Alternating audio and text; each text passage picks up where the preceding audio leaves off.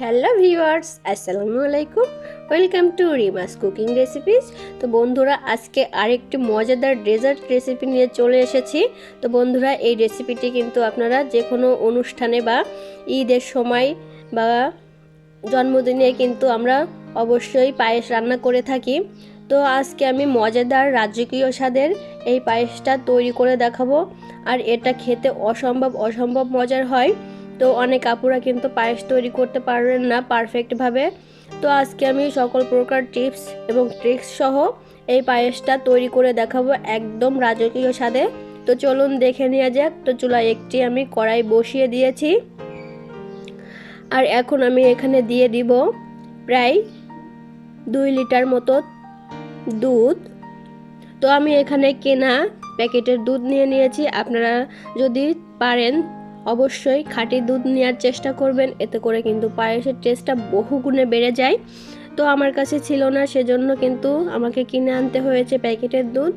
তো আমি এখানে ফ্লেভারের জন্য কিন্তু দিয়ে দিয়েছি 2টা তেজপাতা আর দিয়ে দিয়েছি 2টা এলাচ। আপনারা যদি এই ফ্লেভারটা পছন্দ না করেন সেক্ষেত্রে স্কিপ করতে পারেন, তবে শাহি ফ্লেভার আনার জন্য কিন্তু এভাবে তৈরি করে নিতে হবে। আর এখানে কিন্তু আমি হাফ কাপ পরিমাণ পোলাওয়ের চাল, হাফ কাপ না প্রায় 1/3 কাপ পরিমাণ নিয়েছি, আর এটা ভিজিয়ে রেখেছিলাম।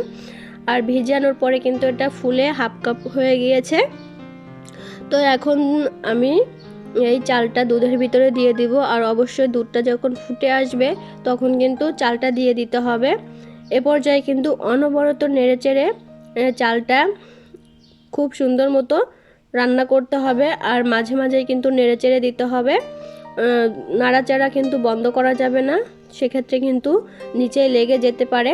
যেহেতু এখানে শুধু দুধ দিয়েই কিন্তু এই পায়েসটা তৈরি করা হচ্ছে, সেক্ষেত্রে কিন্তু দুধটা তাড়াতাড়ি পুড়ে যায়, আর চালটাও কিন্তু ফুটতে থাকবে আর নিচে লেগে যেতে থাকবে। সেজন্য কিন্তু অনবরত নেড়েচেড়ে দিতে হবে।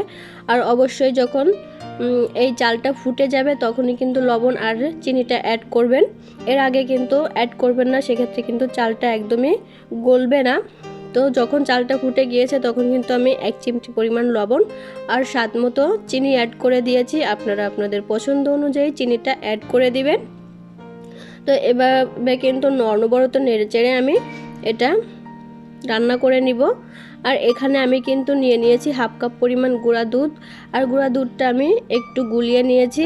এতে করে এর পায়েসটা খেতে এত মজা হবে। আপনারা যদি গুঁড়া দুধটা না ইউজ করেন, যদি কনডেন্স মিল্ক থাকে সেক্ষেত্রে গুঁড়া দুধের পরিবর্তে কনডেন্স মিল্কটা অ্যাড করতে পারেন, এতে করে আরও বেশি টেস্ট হবে। তো দেখুন, আমি বেশ কিছুক্ষণ এভাবে নেড়েচেড়ে একদম সুন্দর মতো পায়েসটা রান্না করে নিয়েছি। তো এখন আমি এখানে কিছু বাদাম কুচি অ্যাড করে দিব। আমার কাছে পেস্তা বাদাম ছিল, সেটা আমি অ্যাড করে দিয়েছি। পেস্তা আর কাঠবাদাম কুচিয়ে নিয়েছিলাম, সেটা অ্যাড করে দিয়েছি। আর কিছু কিশমিশ দিয়ে দিয়েছি। আর পায়েসে কিন্তু কাঠবাদাম কিশমিশ না দিলে কিন্তু পায়েসটা খেতে একদমই ভালো লাগে না। তো অবশ্যই এগুলো দিতে হবে। তো আমার পায়েসটা একদমই রেডি হয়ে গিয়েছে, এখন এটা আমি পরিবেশন করে দিব। তো আমি একটা বোল নিয়ে নিয়েছি মাটির, দেখতে খুব সুন্দর লাগে সেজন্য আমি এটা নিয়ে নিয়েছি।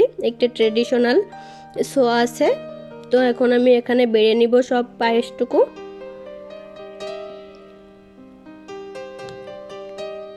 তো আমার এই ভিডিওটি যদি আপনাদের কাছে ভালো লেগে থাকে তো অবশ্যই কমেন্টস করে জানিয়ে দিবেন। অতিথি আপ্যায়নে বিভিন্ন অনুষ্ঠানে কিন্তু ঝটপট এই রেসিপিটি তৈরি করে নিতে পারেন ডেজার্ট আইটেম হিসেবে। তো খুবই মজা হবে খেতে। আমার বাচ্চা তো খুবই পছন্দ করে এই রেসিপিটি।